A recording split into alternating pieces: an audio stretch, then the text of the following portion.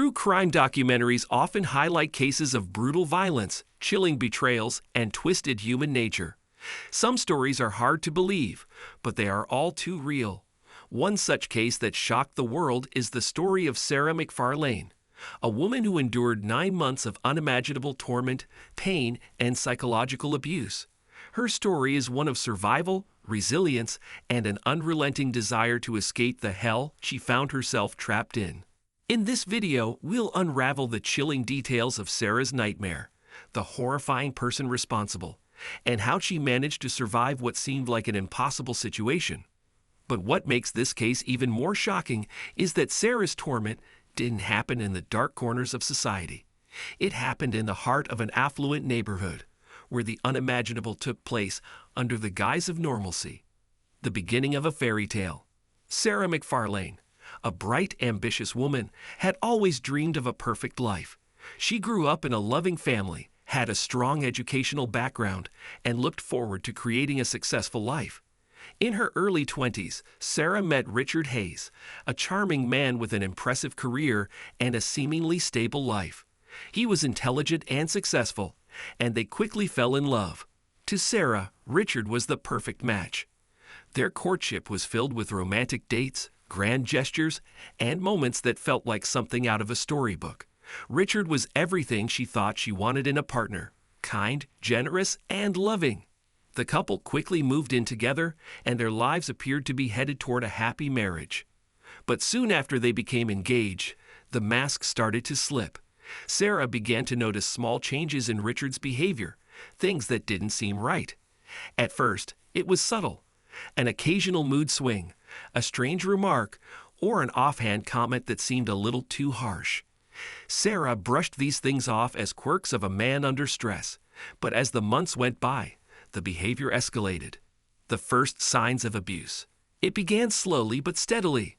Richard would make small, dismissive comments about Sarah's friends, telling her that she spent too much time with them and that he didn't like how they influenced her. He would tell her that her family didn't understand her and that she needed to spend more time focusing on their relationship. At first, Sarah didn't think much of it. She believed it was just the pressure of planning a wedding and starting a life together. But things took a darker turn when Richard started to control her daily routines. He would demand to know where she was going, who she was with, and what time she would be home. He even began to question her career, telling her that she was working too much and that her job was a distraction from what really mattered: their life together. Sarah felt trapped, but she still believed that these behaviors were part of a normal relationship. She tried to reason with Richard, but the more she did, the more isolated she became from the world she once knew. It wasn't long before the physical abuse began. What started with verbal insults and emotional manipulation eventually escalated to violence. Richard's mood swings became more erratic, and he began lashing out at Sarah, hitting her on several occasions. She tried to hide the bruises, convinced that she could keep things under control, but deep down, she knew something was terribly wrong. The living hell. 9 months of torture. By the time Sarah realized the full extent of what was happening, it was too late. Richard had isolated her from her friends and family, convincing her that they didn't have her best interests at heart. His control over her was complete, and Sarah found herself unable to escape. The physical abuse continued to escalate. Richard would lock Sarah in their home, forbidding her to leave. He took away her phone, preventing her from contacting anyone. The fear of what would happen if she tried to leave kept her paralyzed. But it wasn't just the physical abuse that haunted her. It was the psychological torment, the gaslighting, and the constant emotional manipulation. Richard would tell her she was crazy, that no one would believe her if she tried to speak out. Every day felt like a battle for Sarah's sanity. She became a shell of the person she once was. Her confidence crumbled, and she felt completely trapped in a living nightmare. She couldn't leave the house, she couldn't make decisions for herself, and she had no one to turn to. For 9 months, Sarah lived under Richard's control, enduring not just physical violence, but a constant, terrifying mental assault. The most disturbing part of it all was how Richard, despite his cruelty, would always act as though he was the victim. He would apologize, promise to change, and even buy Sarah gifts to try and make up for his behavior. But these moments of false kindness were short-lived. The cycle would start again: manipulation, violence, and then remorse. Each time, Sarah believed it would be the last time, but it never was. The turning point: a glimmer of hope. As the months passed, Sarah's physical and emotional state deteriorated. She had lost weight, become withdrawn, and no longer looked like the vibrant woman she once was.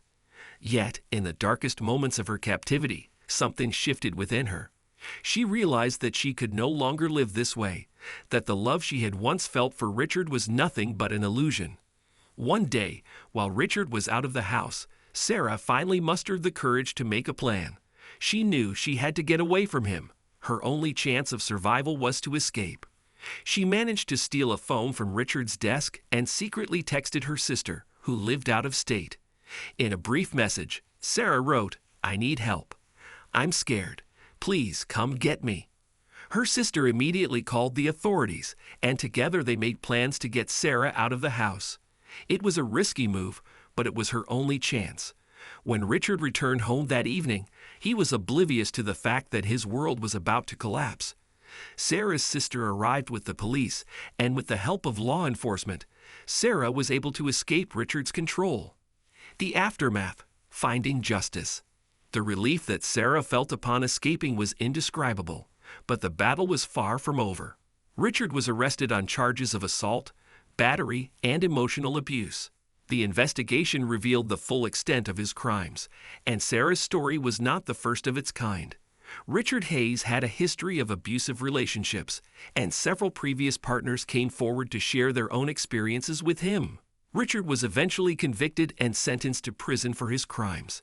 However, the psychological damage he had inflicted on Sarah would take much longer to heal. The road to recovery.